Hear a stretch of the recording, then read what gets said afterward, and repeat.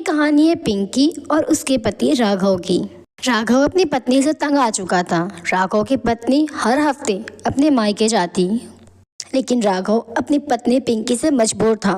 पिंकी और इसकी माँ बैठकर बातें कर ही रहे थे, तभी राघव बोलता है, पिंकी मुझे प्यास लगी है, क्या थोड़ा पानी मिलेगा?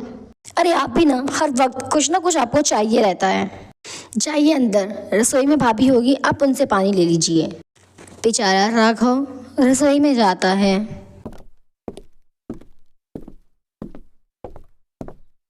अरे आपको कुछ चाहिए था तो मुझे बता देते, मैं लाकर दे देती आपको। अरे नहीं, इतना परेशान होने की आपको कोई ज़रूरत नहीं है, वो मुझे बस पानी चाहिए था। पानी पीकर राघव वापस से पिंकी के पास जाता है। पिंकी चलो ना, हम टेरेस पर चलते हैं। अरे आप भी ना, मैंने कितनी बार कहा है, आप मुझे मेरी माँ से बात करने दीजिए। आपको टेरेस पर जाना है, आपको हॉल में जाना है, आपको कहीं भी जाना है, भाभी हैं, आप उनसे कह दीजिए। राघव को बहुत बुरा लगता है। राघव और पिंकी की शादी को बस 6 महीने हुए थे। राघव की पत्नी पिंकी ने इन 6 महीनों में 6 दिन भी अपने पति को वक्त नहीं दिया। वो सिर्फ और सिर्फ अपनी माँ पर ध्यान देती थी। अपनी माँ से बातों करने में इतना व्यस्त रहती कि उसे अपने पति का ध्यान भी नहीं रहता था, और ये सब राघव को बहुत बुरा लगता था। शादीशुदा होने के बावजूद राघव बहुत अकेलापन महसूस करता था। राघव और विमला का बिल्कुल एक हाल था।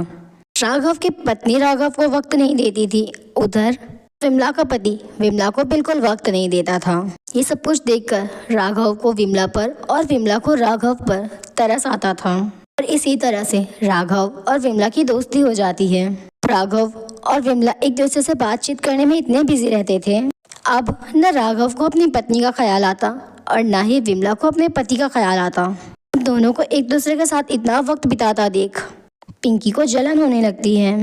अब राघव और विमला को एक दूसरे से बातचीत करना, एक दूसरे के साथ वक्त बिताना बहुत अच्छा लगता था।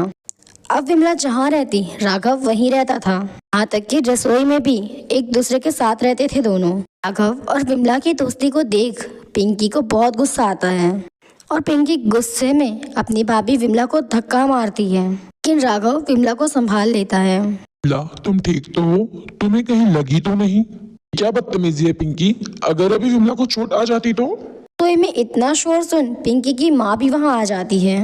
इधर पिंकी अपने पति राघव को अपनी भाभी विमला के लिए इतनी बगावत करता देख वो रोने लगती है।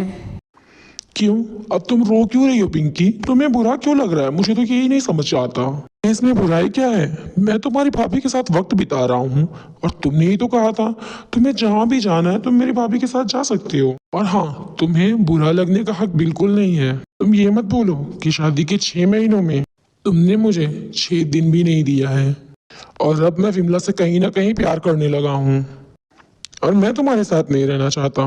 नहीं राघव, ऐसा मत करिए, मुझे माफ कर दीजिए, ऐसा मैं दोबारा कभी नहीं करूँगी।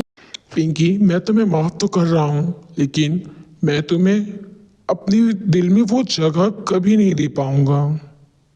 और हाँ, अब जो मेरे दिल में विमला के लिए जगह है वो तुम्हारे लिए नहीं है। अब मैं तुम्हारे साथ खुश नहीं रह पाऊंगा। तो दोस्तों, देखा आपने अपने हमसफर को वक्त ना देने का नतीजा। दोस्तों, इसीलिए हमें हमारे पार्टनर को पूरा वक्त देना चाहिए।